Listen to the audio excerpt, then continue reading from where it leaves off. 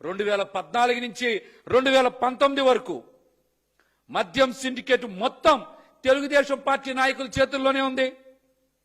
బడి పక్కన గుడి పక్కన అనే విచక్షణ లేకుండా ఎక్కడ పడితే అక్కడ మద్యం షాపులు ఏర్పాటు చేసింది చంద్రబాబు నాయుడు గారు ముఖ్యమంత్రిగా ఉన్నప్పుడు కాదా?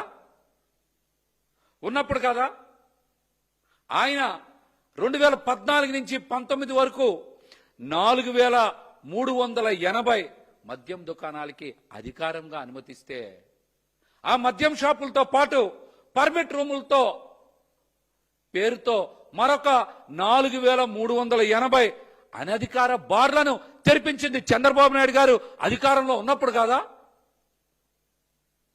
అదే సమయంలో 43,000 బెల్ట్ దుకాణాలని ఏర్పాటు చేసి మద్యాన్ని ఏరులై పారించింది చంద్రబాబు నాయుడు గారు అధికారంలో ఉన్నప్పుడు కాదా? ఇవన్నీ దేనికి చేశారు?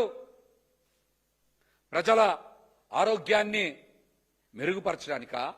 లేకపోతే ప్రజల్ని బాగా తాగించి వాళ్ళ దగ్గర నుంచి డబ్బులు కొట్టేసి మీ సిండికేట్ ఆస్తులు పెంపొందించుకోవడానికి రాజకీయ అధికారాల్ని కైవశం చేసుకోవడానికి కాదా చంద్రబాబు నాయుడు గారు?